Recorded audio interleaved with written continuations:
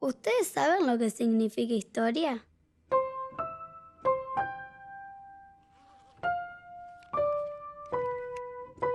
Hace poco mi maestra me contó que la historia era como un cuento de las cosas que alguna vez pasaron. Pero también me dijo que era como una aventura, un secreto que se dice de boca en boca, una imagen, una representación de algo.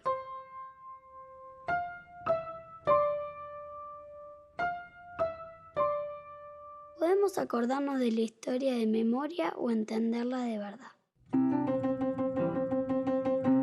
La diferencia está en que nosotros mismos busquemos las respuestas a todas las preguntas que aparecen en cada uno de ustedes, en cada uno de nosotros.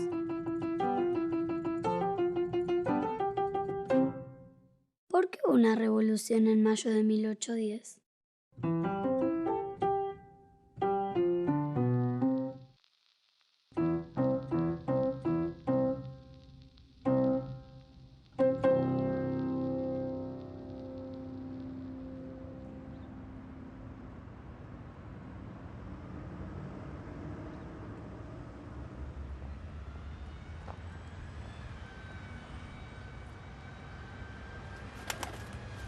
Para entender por qué hubo una revolución en mayo de 1810, tenemos que tener clara una cosa.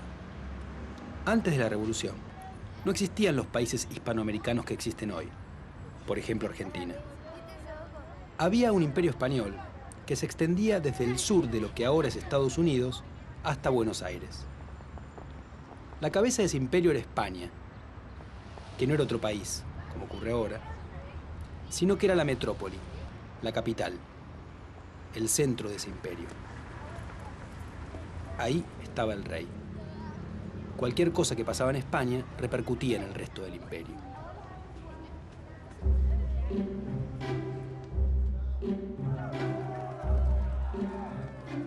Hubo una revolución por un hecho que ocurrió en España en 1808.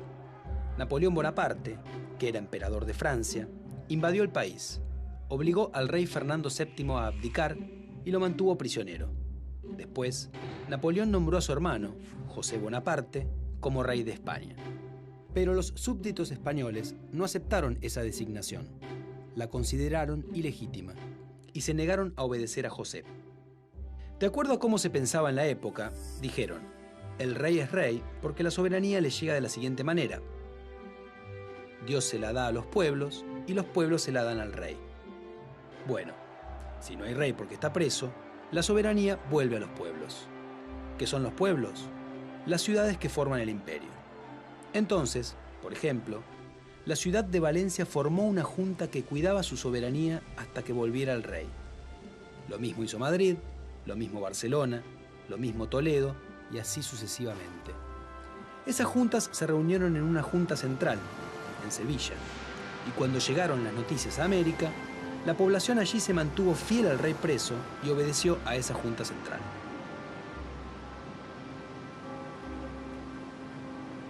Vení, mirá eso, mirá allá. Sin embargo, en 1810, los franceses triunfaron militarmente y conquistaron todo el territorio español. La Junta Central se disolvió. Entonces, algunas ciudades americanas decidieron hacer lo mismo que se había hecho en España, es decir, formar juntas, porque la soberanía volvió a ellas. Por eso, Caracas, Bogotá y Santiago de Chile hicieron revoluciones que sacaron a sus autoridades y formaron juntas de gobierno. Eso es también lo que se hizo en Buenos Aires en mayo de 1810. Cuando llegaron las noticias de España, algunos vecinos empezaron a pedir que se tomaran medidas. El Cabildo, que era la municipalidad colonial, decidió convocar un cabildo abierto, es decir, a una asamblea en la cual los vecinos discutían qué hacer ante una emergencia. Y se convocó para eso a lo que se llamaba la parte más sana de la sociedad, es decir, a la élite de Buenos Aires. Se enfrentaron dos posiciones: los que querían que siguiera gobernando el virrey como hasta entonces, y los que querían destituirlo y nombrar en su lugar a una junta de gobierno integrada por vecinos de la ciudad.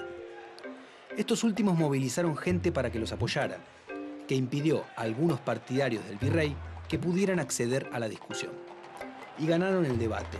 En el Cabildo Abierto se decidió que el virrey terminaba sus funciones.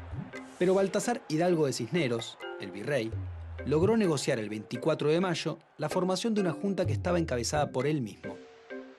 Eso no conformó a la mayoría de los impulsores del cambio de gobierno, que el 25 de mayo acudieron al cabildo para quejarse y obligaron al virrey a renunciar. Asumió entonces un nuevo gobierno, la que fue llamada más tarde Primera Junta.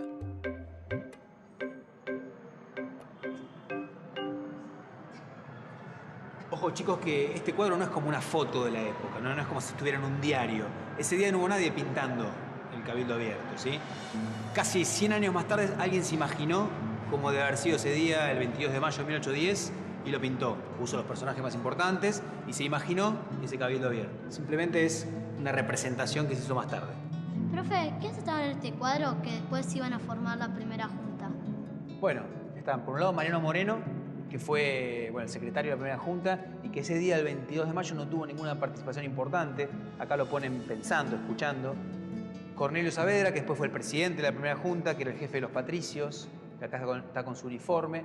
Acá escondido estaba un español que después fue vocal de la junta, que se llama Mateu. Y los más importantes de ese cabildo abierto fueron los dos que están parados, mirando como para nosotros, que son Paso y Castelli, ¿sí? Que fueron los que ese día dieron los argumentos más importantes a favor de la destitución del virrey. Y después los dos estuvieron también en la primera junta.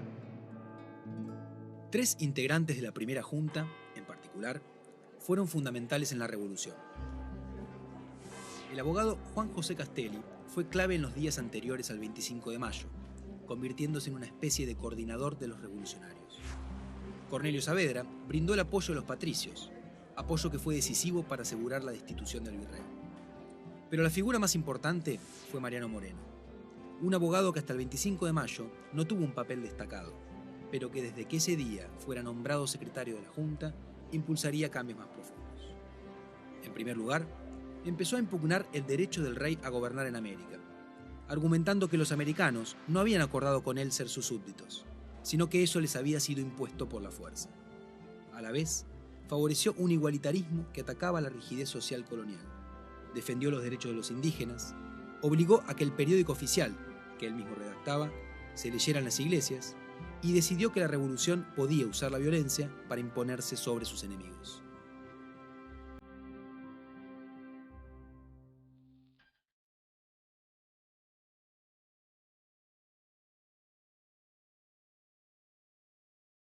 Ay, me lo olvidé.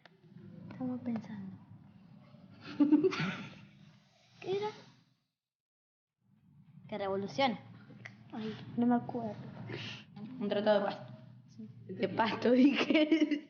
Cuando algo cambia de golpe.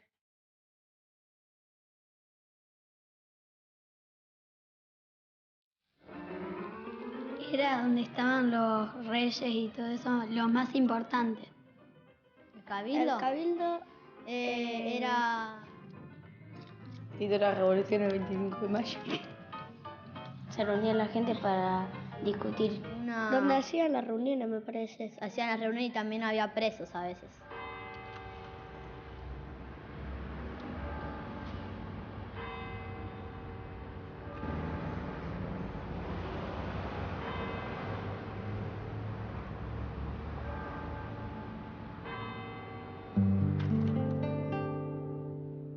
En el periodo anterior a la Revolución había reclamos y conflictos. La élite criolla se quejaba de que los españoles obtenían los mejores cargos y a la vez que tenían mayores privilegios comerciales.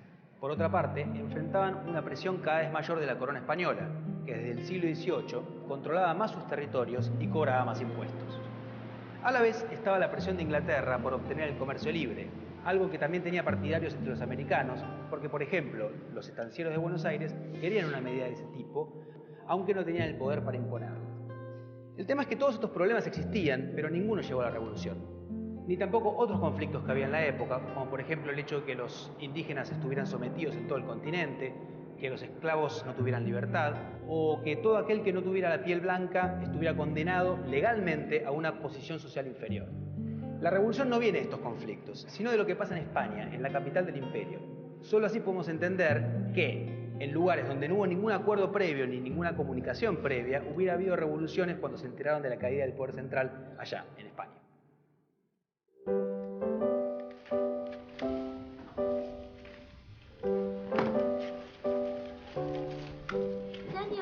Pero entonces, ¿nosotros no queríamos liberar España? La revolución no se hizo para expulsar a los españoles, ¿sí? Aunque después su resultado fue la independencia de un país nuevo, separado de España. Pero en realidad eso no era lo que buscaban los protagonistas del 25 de mayo de 1810.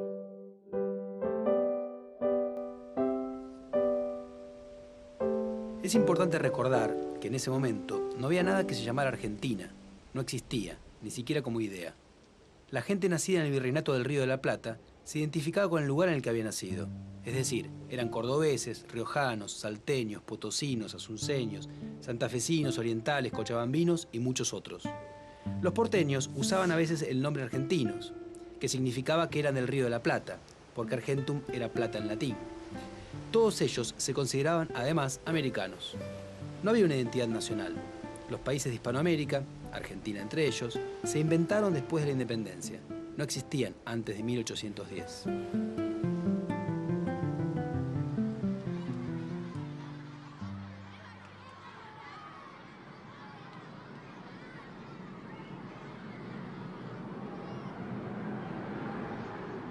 ¿Quiénes serían los que estaban en la plaza ese día? Vecinos de Buenos Aires que reclamaban la renuncia del virrey y la designación de una junta de gobierno. La mayoría de estos vecinos pertenecían a la élite de la ciudad, porque solo ellos podían realizar exigencias en nombre del pueblo.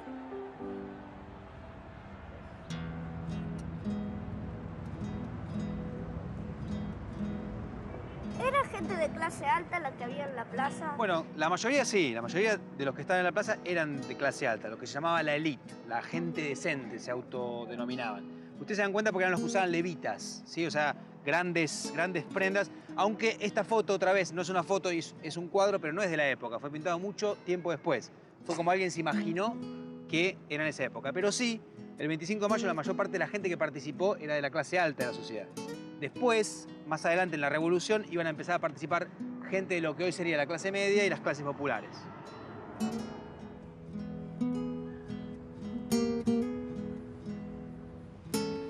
¿Había mujeres ahí como muestra en el cuadro? Bueno, sería difícil que hubiera mujeres en ese momento porque las mujeres estaban muy subordinadas en la época a los hombres, ¿sí? En general se las mantenía en la casa y no las dejaban participar de este tipo de eventos. No podían ocupar ningún cargo público, por ejemplo. Podían tener opiniones políticas, podían discutir en sus casas, pero no participar como los hombres en este tipo de eventos como un cabildo abierto o un movimiento para presionar a un gobierno.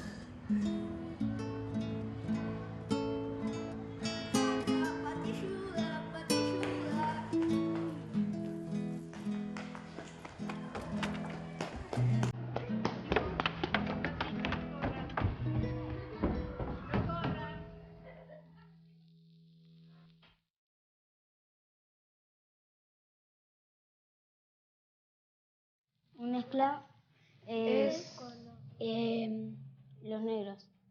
Eran muy pobres De África. es Cuando sirven a otro por obligación.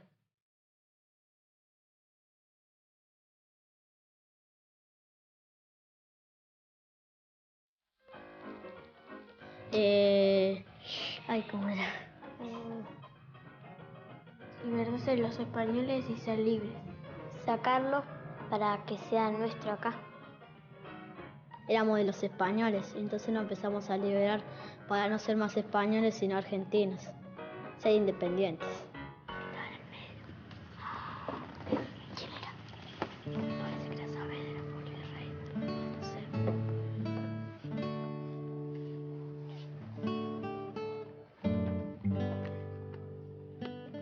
Señor, ¿era verdad que French y Beruti repartían escarapelas? En realidad la escarapela no existía, ¿sí? Lo que repartían eran pedazos de tela como símbolo de los que eran partidarios de la revolución. Eran algo así como agitadores políticos. Y muchos de los que fueron a la plaza ese día fueron conducidos por ellos. Pero otros que estuvieron presentes, y no suelen aparecer en los cuadros, fueron los miembros del regimiento de patricios, que se instalaron en un costado de la plaza, junto a la recoba.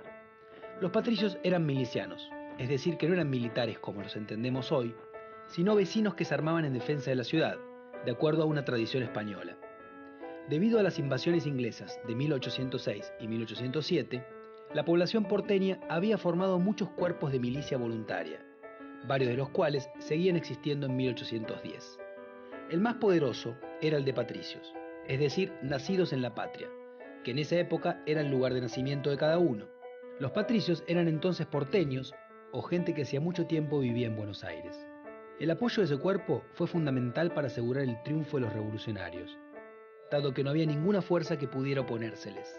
Y de hecho, el presidente que se nombró en lugar de Cisneros fue el jefe de los patricios, Cornelio Saavedra. Así se mostraba quién tenía más poder.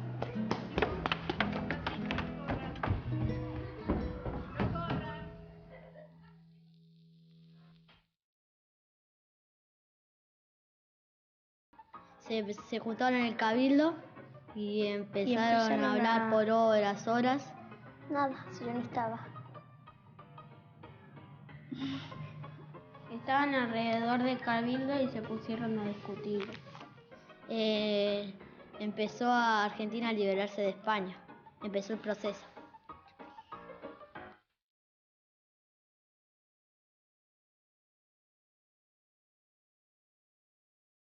Yo no sé, a ver. Nada más. Cornelio Saavedra, O si no, yo Belgrano. el presidente De esa época. de Aguadero. Es lo más fácil. Y también Saavedra.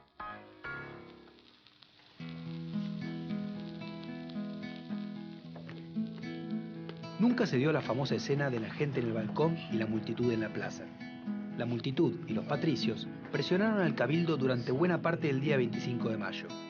Pero como las deliberaciones se hicieron muy largas, la mayoría de la gente se fue.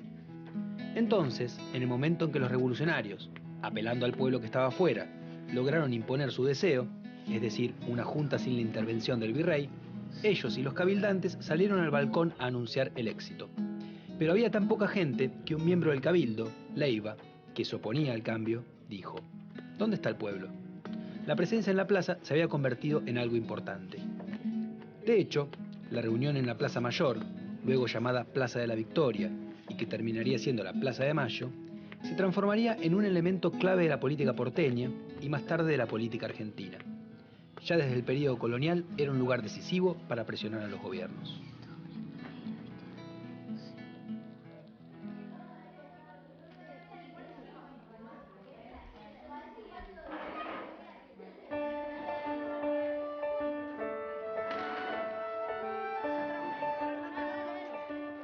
El 25 de mayo de 1810, los revolucionarios querían autonomía, más posibilidades de tomar decisiones propias. Pero es importante entender que al principio querían esa autonomía adentro del imperio, sin romper con el rey. No buscaban la independencia. Esa idea apareció un poco más tarde, cuando la revolución comenzó a radicalizarse. Porque el 25 de mayo, la revolución recién empezaba. Iba a durar 10 años, a lo largo de los cuales se libró una guerra muy dura entre los revolucionarios y sus enemigos. Se declaró la independencia, se rompió la estructura económica colonial, se anularon las diferencias sociales establecidas legalmente, la monarquía fue reemplazada por formas de gobierno republicanas, se desarrolló una vida política intensa que incluyó a amplios sectores de la sociedad y que en ciertas regiones dio lugar a importantes reclamos sociales. Todo esto hizo que para quienes vivieron en esa época, la revolución fuera un gran cambio en sus vidas. Vista desde ahora, la revolución dio inicio a la lenta y complicada formación de una nueva nación, que se iba a llamar Argentina. Buenos Aires bulle, es que llega un barco. Este acto del 25 de mayo no va a ser de la historia que nos contaron, sino de nuestra propia historia, la que construimos con alguna de las respuestas a nuestras muchas preguntas.